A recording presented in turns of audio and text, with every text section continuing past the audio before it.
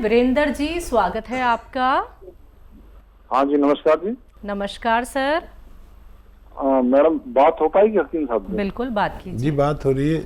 जय हिंद, स्वागत है आपका। हाँ, नमस्कार गुरु जी।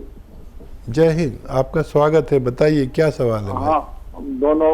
एक तो ये सेफ भाई का बहुत बहुत धन्यवाद गुरु जी। एक तो गुरु जी, ये आज उस दिन जो सवाल किया था ना नमक के बारे में, वही उसमें मैं वो समझ नहीं पाया कौन सा नमक लेना है। काला नमक लेना है, सेंधा नमक लेना है, या ढेले वाला लेना है, एक आयोडीन वाला। 4 वैरायटी है, इसमें कौन सा नमक सही रहेगा गुरु? और एक सवाल ये था गुरु जी, वो मम्मी जी के बारे में जो पूछा था मैंने आपको, वो जो गर्भाशय के बारे में जो पूछा था, आपने वो है, वो समझ नहीं पाया था, मैं लिख नहीं पाया था। आपने क्या बताया था गुरु? ठीक। अच्छा गुरु जी, ये है कि जैसे छाछ है, जैसे आप बताते हो ना, ये सिर का बनाना होता है, तो इसमें हम छाछ और तांबा मिला सकते हैं? जैसे और जिस चीज का भी हमें बनाना हो, जैसे पौधे पे डालते हैं तो उसमें छाछ और तांबा मिला देते हैं, तो बहुत खट्टा हो जाता है, उसको स्प्रे करते हैं, फिर उससे सारे कीड़े वगैरह सब मर जाते हैं। तो एलोवेरा के उसमें ये मिला सकते हैं?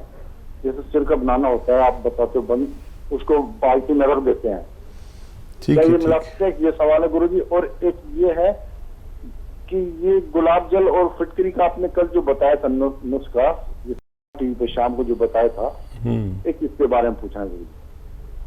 ठीक है। अच्छा देखिए, तांबा नहीं मिला सकते सिरके में, तांबा नहीं मिला सकते, वो बहुत खतरनाक रिएक्शन करता है। और तांबा दरअसल जहरीला होता है। इसको बस किसी भी एसिड में, यानी ना नमक डाल सकते हैं इसमें, ना कुछ और ऐसा एसिड, तांबा उससे रिएक्ट करके जो लिक्विड बनाता है वो जहरीला होता है, तो तांबा तो बिल्कुल नहीं डाल सकते।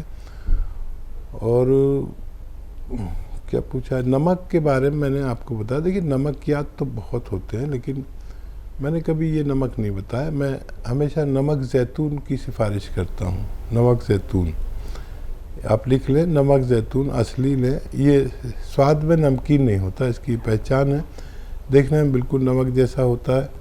एक चुटकी दिन में 1 बार या 2 बार इसे इस्तेमाल कर सकते हैं। जी, माता जी को लेके सवाल था, गर्भाशय उनका बाहर आ गया था। हाँ, तो उनके लिए मैंने बताया था, मुझे याद है कि गौन चिलगोज़ा, चिलगोज़े का गौन। चिलगोज़ा एक ड्राई फ्रूट है जो जितने दुनिया में ड्राई फ्रूट हैं उनमें सबसे महंगा आता है, और उसका गौन उससे भी महंगा आता है, लेकिन 10-20 रुपये रोज़ की दवा से ज़्यादा नहीं होता है।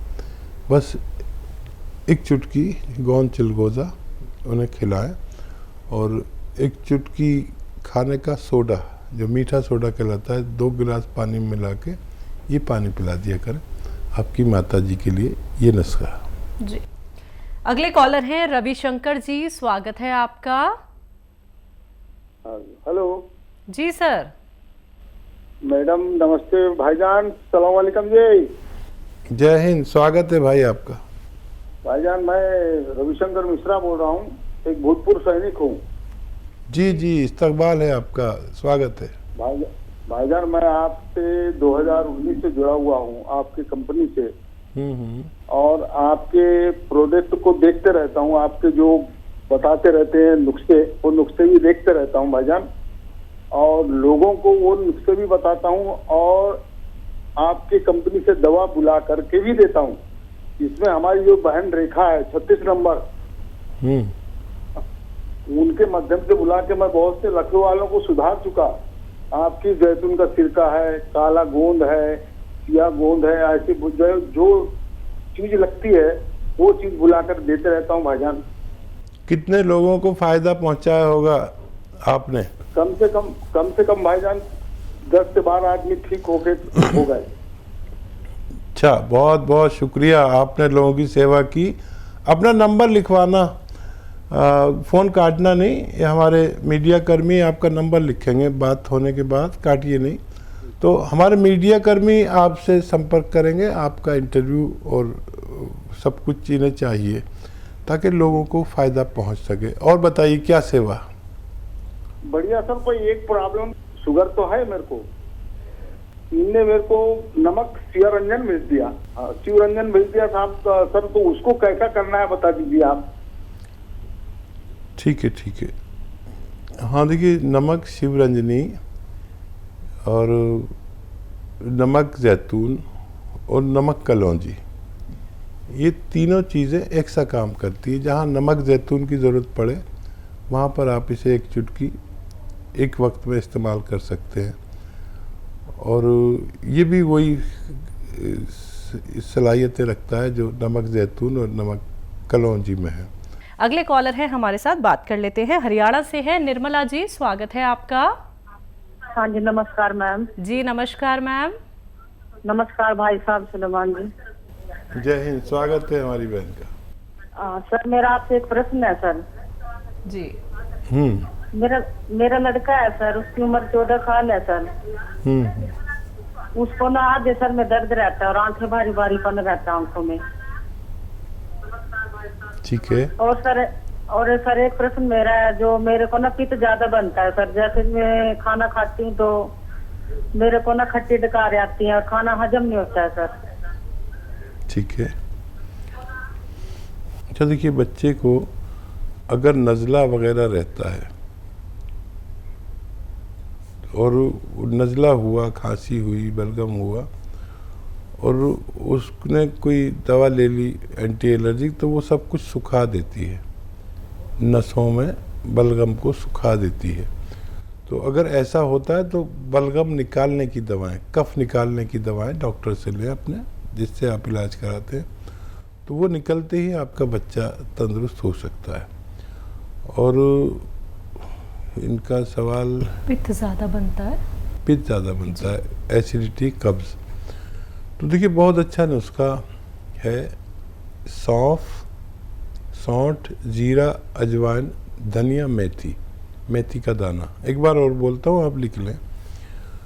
सौंफ 100 ग्राम, सौंठ 100 ग्राम, सौंठ, जीरा, अजवाइन 100 ग्राम और धनिया और मेथी का दाना 100 ग्राम।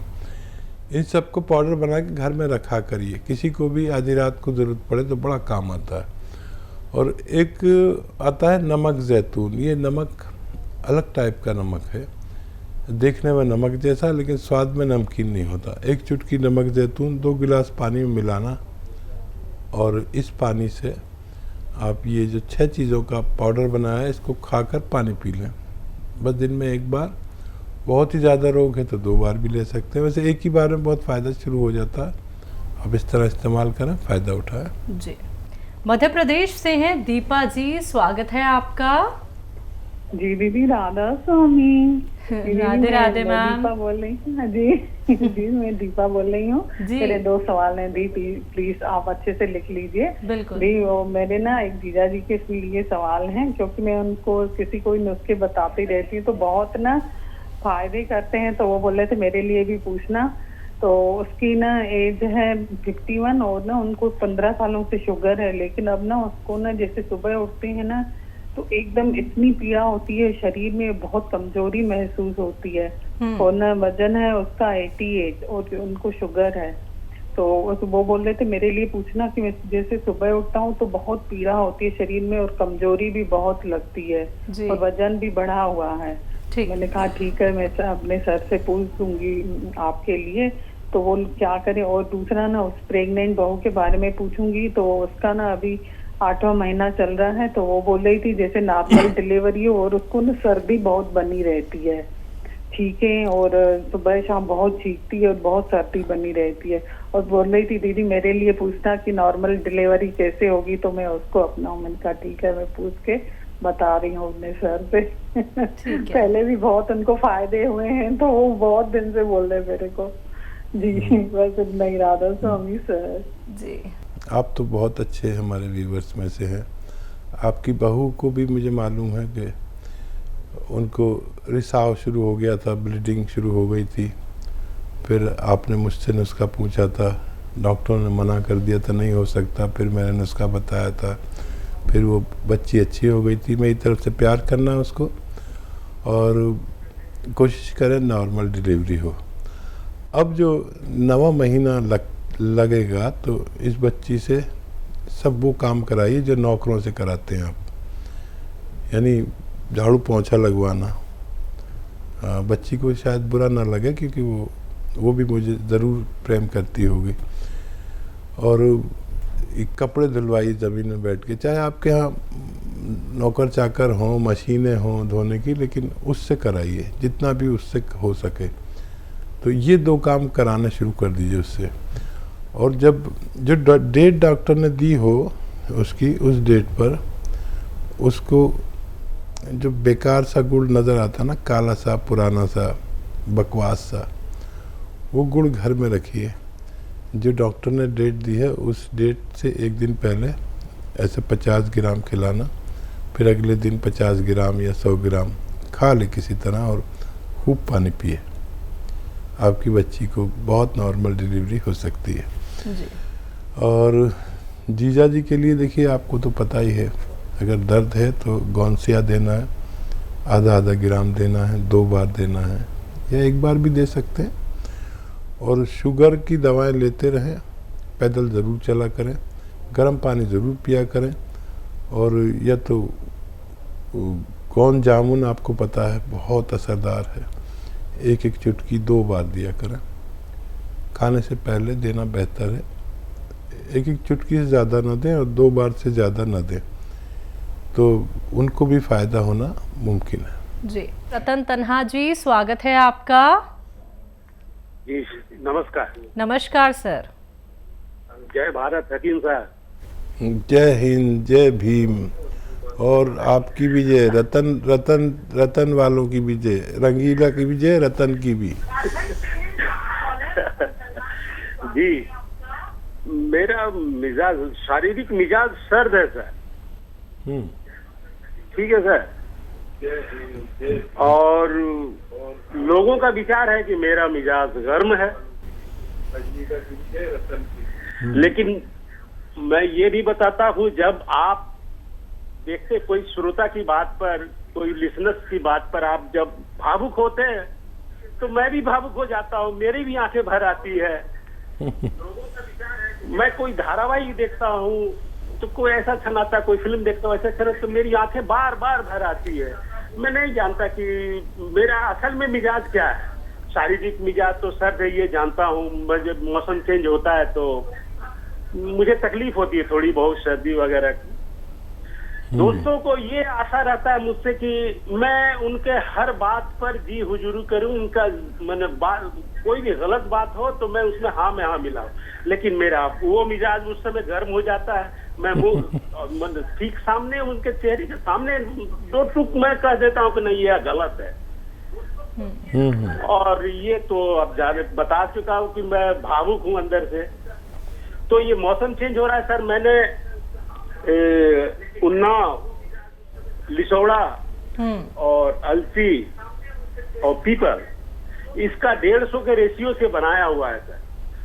मौसम चेंज हो रहा, मैं खुद के लिए बनाया हूँ और शुरू भी कर चुका हूँ। तो क्या मैं ये जो 450-500 का बनाया हूँ पूरा खुद खा सकता हूँ, या बचने पर किसी को दे भी सकता हूँ सर? और दूसरा प्रश्न है सर,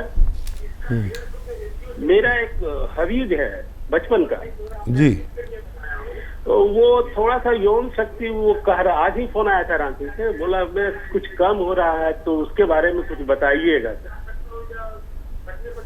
ठीक है। ठीक।